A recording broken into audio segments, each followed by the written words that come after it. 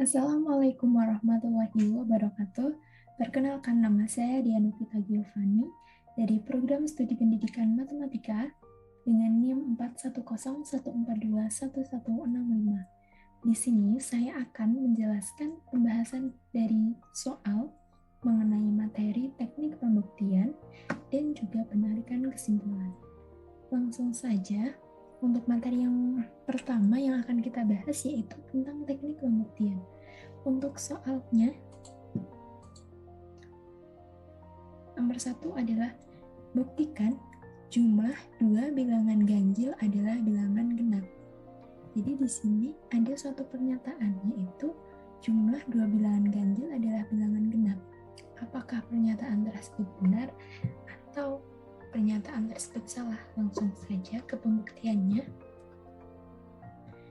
Langkah yang pertama, kita ambil sembarang n bilangan ganjil. Kita misalkan suatu bilangan ganjil itu kita namai n. Kemudian akan ditunjukkan bilangan ganjil ditambah bilangan ganjil sama dengan bilangan genap. Karena di sini pernyataannya adalah jumlah dua bilangan ganjil adalah bilangan genap, maka di sini kita akan menunjukkan bilangan ganjil ditambah bilangan ganjil itu sama dengan bilangan genap. Selanjutnya, karena n itu bilangan ganjil, di awal tadi kita misalkan bilangan ganjil itu adalah n. Nah, karena n bilangan ganjil, maka dapat dinyatakan menjadi n sama dengan 2k plus 1 untuk suatu k bilangan bulat. Mengapa 2k plus 1? Karena suatu k sembarang bilangan bulat apabila dikalikan dengan 2 menghasilkan bilangan genap. Kemudian ditambahkan dengan 1 atau 1 itu adalah bilangan ganjil, maka nanti hasilnya akan ganjil. Seperti itu. Lalu kita peroleh n plus n. Mengapa n plus n? Karena tadi pernyataannya adalah jumlah dua bilangan ganjil. Dan bilangan ganjil itu kita tadi nyatakan dalam bentuk n. Jadi kalau jumlah dua bilangan ganjil sama saja dengan n ditambah n. N ditambah n sama dengan 2k plus 1 ditambah 2k plus 1. Mengapa 2k plus 1 ditambah 2k plus 1? Karena di sini kita menyatakan n itu sama dengan 2k plus 1. Jadi nilai n ini kita substitusikan ke dalam n plus n ini. Sehingga diperoleh 2k plus 1 ditambah 2k plus 1. Selanjutnya, kita kelompokkan yang memiliki variabel k ke dalam satu kelompok. Di sini menjadi 2k ditambah 2k ditambah 1 ditambah 1. Hasilnya yaitu 4k plus 2. Selanjutnya, kita faktorkan bentuk 4k plus 2 ini menjadi 2 dikali 2k plus 1. Ketika 2 dikali 2k plus 1 dijabarkan, hasilnya juga akan sama dengan 4k plus 2. Jadi sama saja ketika kita faktorkan ini. Di awal tadi, kita sudah menyatakan bahwa 2k plus 1 itu sama dengan n. Kemudian dalam perhitungan ini, kita menemukan ada 2k plus 1. Jadi di sini kita dapat menyatakan 2k plus 1 itu sama dengan n. Seperti itu, sehingga kita dapat 2n. Nah, karena n plus n ini sama dengan 2n, maka terbukti bahwa jumlah dua bilangan ganjil sama dengan bilangan genap. Mengapa demikian? Karena 2n ini merupakan suatu bentuk dari bilangan genap. Bilangan genap secara umum itu dapat dinyatakan dalam bentuk 2n. Jadi di sini terbukti bahwa jumlah dua bilangan ganjil adalah bilangan genap. Seperti itu.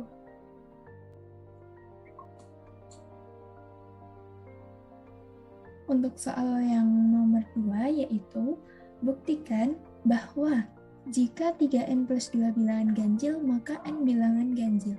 Di sini kita mempunyai suatu pernyataan berbentuk implikasi jika maka. Nah, langsung saja ke pembuktiannya.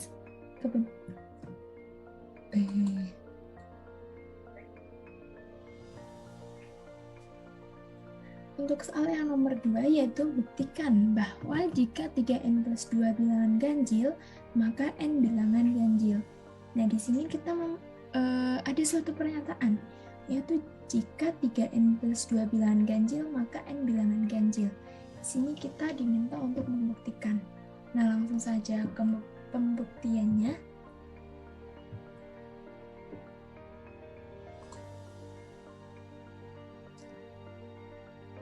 Nah, di sini kita mempunyai pernyataan implikasi, yaitu P maka Q, di mana P itu menyatakan 3n plus 2 bilangan ganjil, kita ambil dari sini, dan Q itu menyatakan n bilangan ganjil, yaitu ini.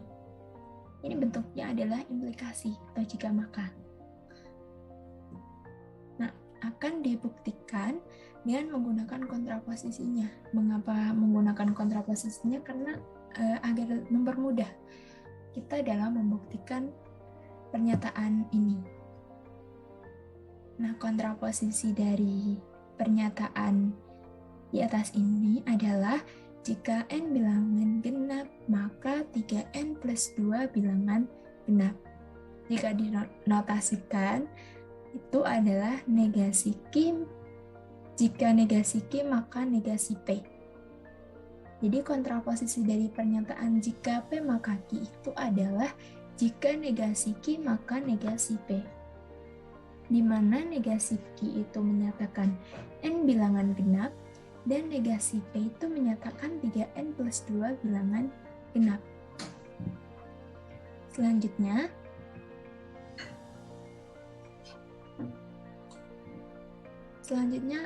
asumsikan bahwa negasi Q itu benar, maka akan dibuktikan bahwa negasi P itu juga benar.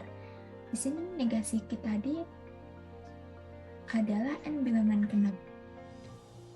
Nah, karena n bilangan genap, maka dapat dinyatakan menjadi n sama dengan 2K. Mengapa 2K? Karena bilangan genap itu bentuk umumnya adalah 2K. Untuk K bilangan bulat. Sehingga diperoleh 3n plus 2 sama dengan 3 dikali nilai n-nya itu adalah 2K, jadi 3 dikali 2K ditambah 2. Hasilnya yaitu 6K plus 2. Setelah ini kita faktorkan bentuk 6K plus 2 ini menjadi 2 dikali 3K plus 1. Nah, di sini kita akan misalkan bahwa nilai dari 3K plus 1 itu misalkan adalah X, sehingga diperoleh 3n plus 2 itu sama dengan 2x. Mengapa 2x? Karena di sini tadi 3n plus 2 itu sama dengan 2 dikali 3k plus 1. Kemudian kita misalkan bahwa 3k plus 1 itu sama dengan x, sehingga diperoleh 3n plus 2 sama dengan 2x. Nah, terbukti benar bahwa 3n plus 2 itu adalah bilangan genap. Mengapa demikian? Karena hasil dari 3n plus 2 itu sama dengan 2x, di mana 2x ini adalah bentuk umumnya dari bilangan genap, sehingga terbukti. Nah, selanjutnya karena kontraposisinya yaitu negasi Q, maka negasi P benar, maka pernyataan jika P maka Q juga terbukti benar.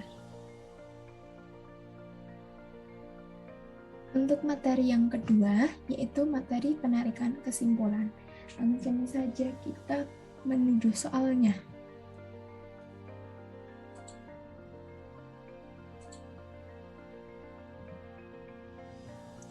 Nah, soalnya yaitu buktikan dengan bukti formal kesahan argumen berikut. Gunakan aturan penyimpulan dan hukum penggantian. Nah, di sini ada argumen. Jika A maka B, jika C maka D, negasi B atau negasi D, dan negasi A atau negasi B, maka ini nanti kesimpulannya itu adalah negasi A atau negasi C.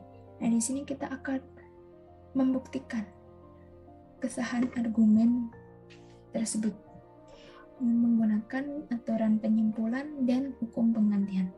Langsung saja ke penyelesaiannya.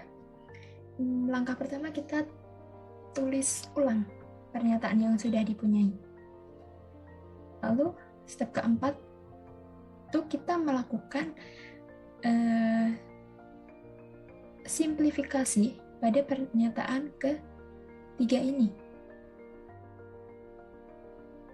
yaitu hasilnya menjadi negasi B atau negasi D. Kemudian yang kelima itu kita melakukan hukum implikasi pada pernyataan keempat. Hasilnya menjadi jika B maka negasi D. Ini diperoleh karena diperoleh dari hukum implikasi, jadi pernyataan keempat. Yang keenam, kita peroleh jika A maka negasi D.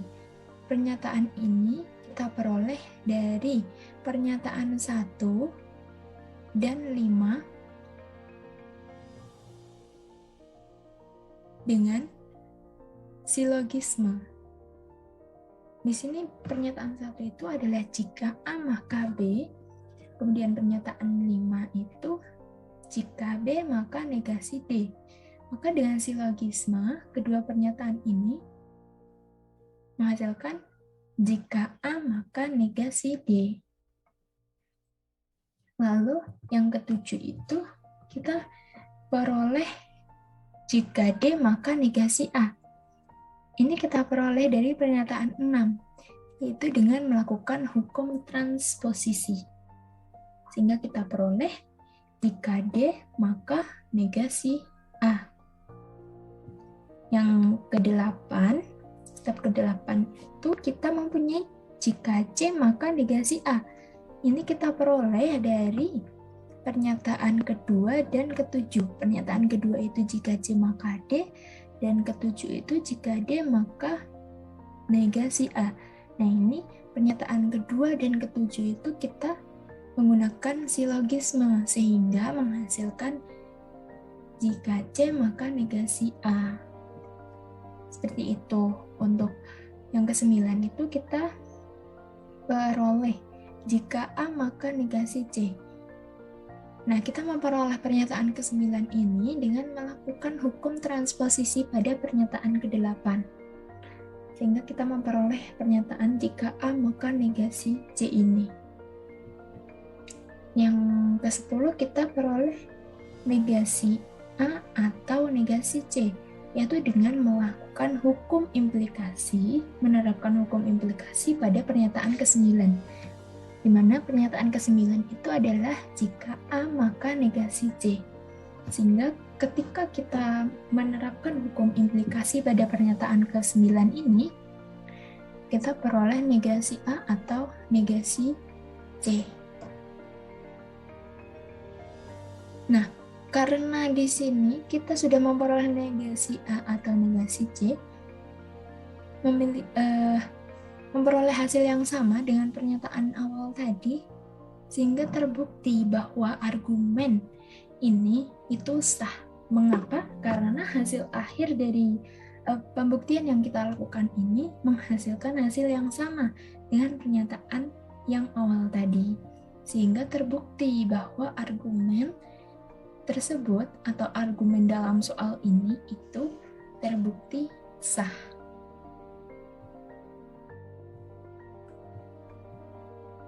Nah, sekian dari saya. Kurang lebihnya mohon maaf. Wassalamualaikum warahmatullahi wabarakatuh.